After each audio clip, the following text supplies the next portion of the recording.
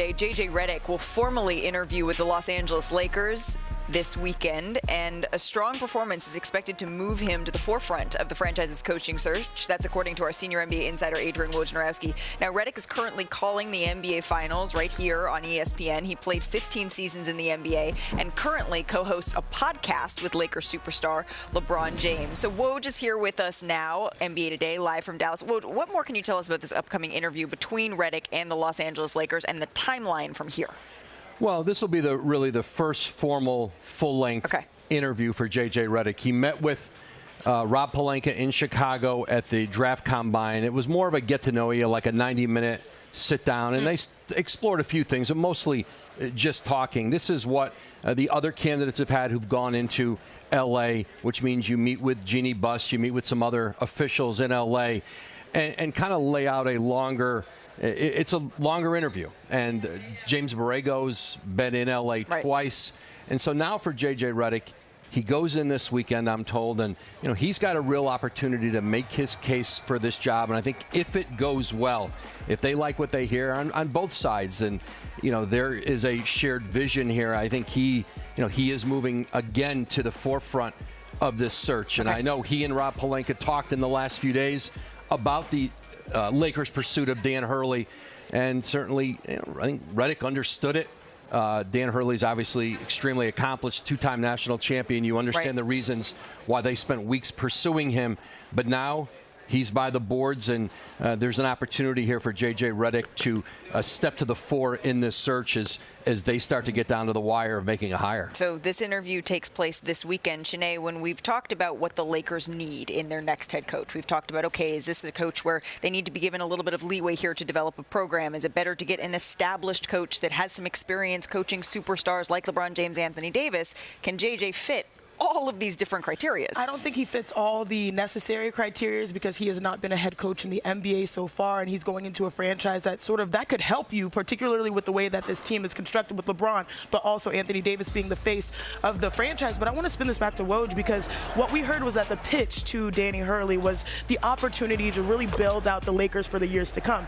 Does the scope change if you're the Lakers, considering now there are more candidates that you're looking at now? Well, I think that is still a big part of this job, developing the Max Christie's, the Austin Reeves, the Rui Hachimuras. They've got the 17th pick in the draft. But certainly, if you're going to Dan Hurley, that's what he's familiar with. That's what he knows. That plays to his strengths. Dan Hurley's got to learn, hypothetically, would have had to learn the NBA game. He's got to learn the rhythm of an NBA season. J.J. Redick knows that. And so certainly his strengths are different than what Dan Hurley's strengths are. I think Redick has to go in and make the case to the Lakers that he can develop players, that he can put together a coaching staff and player development and a plan that Dan Hurley has already showed he could do. The candidates are all different, and certainly not everybody checks every box. And you've said this, Brian, part of why the Lakers have been out of the box in this search is it is not a strong market for established winning coaches right now. Yeah, I would assume JJ is going to have a lot of questions for the Lakers. They have free agency to deal with. They have roster plans to deal with. We're in a time where we're in a shifting moment in the NBA where does a team dedicated to go into the first apron of the luxury tax, the second apron of luxury tax? What do their plans have post LeBron James? Because JJ's got a great job. He's got the #1 commentator job, along with Doris Burke, in the industry. He's got his own media company, which is extremely valuable and growing.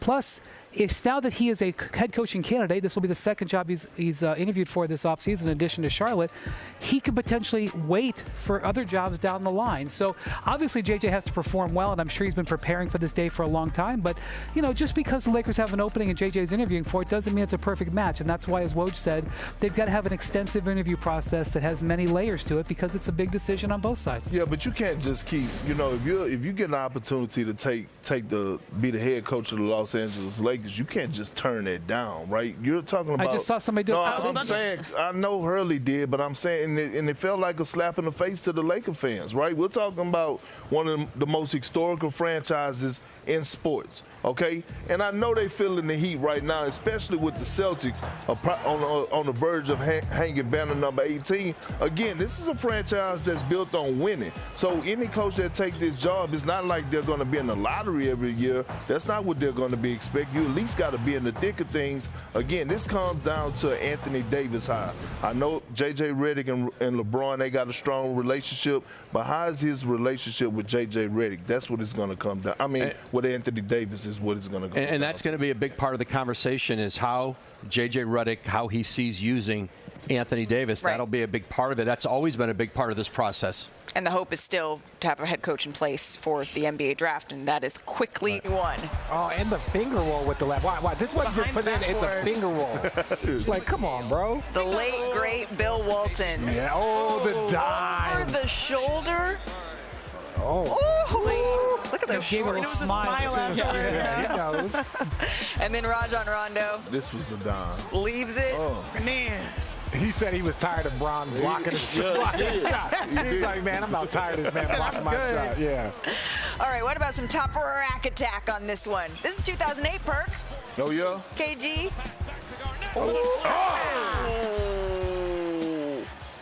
Oh. Good defense. That though. is poetry. Was that Rattler? Was that Theo?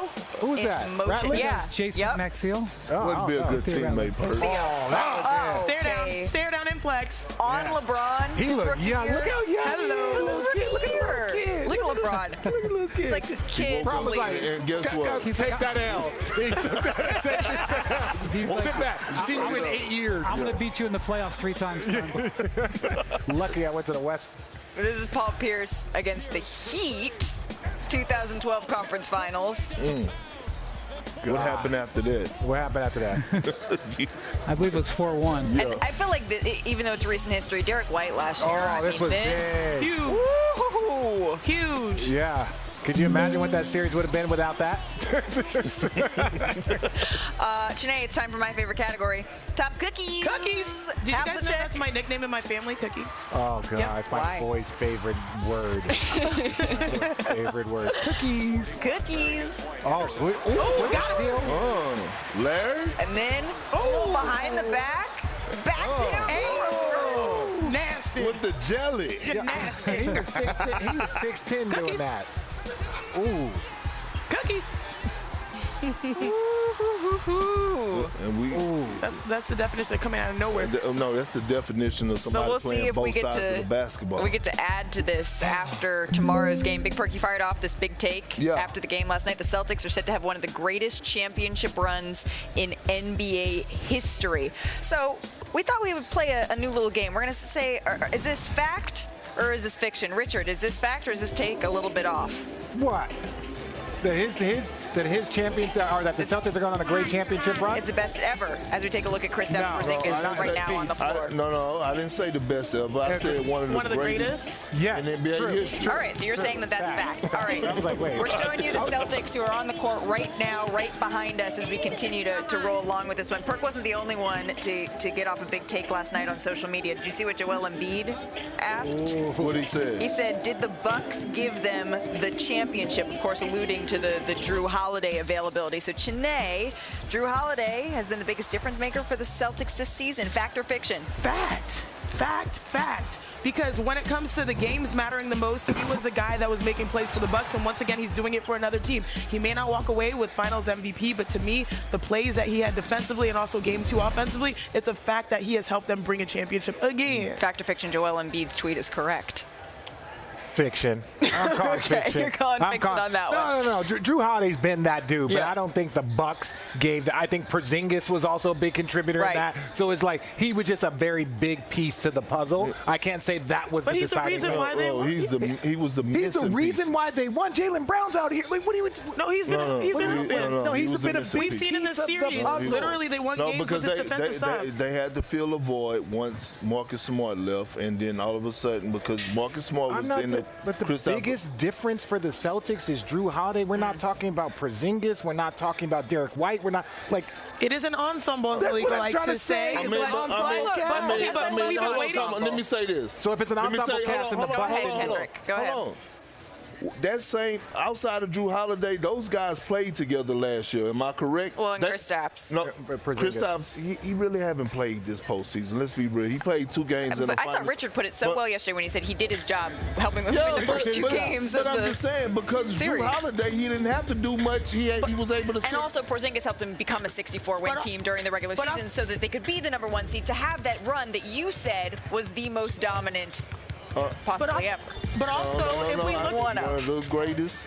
One of the greatest. If we look at one of the greatest. Someone who took the biggest backseat in their role coming into the season with the first time with the Boston, it's probably Drew Holiday. And if it's someone who has really lived up to the expectation of helping them win a championship, it's probably Drew Holiday at this point.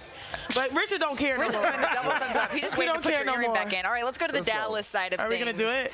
No. There were plenty of past greats, my friends, that were in the crowd last night because it was the anniversary of them winning the 2011 title. But look at this. Dirk, he caught Steve Nash with an emphatic elbow that looked like it might have hurt.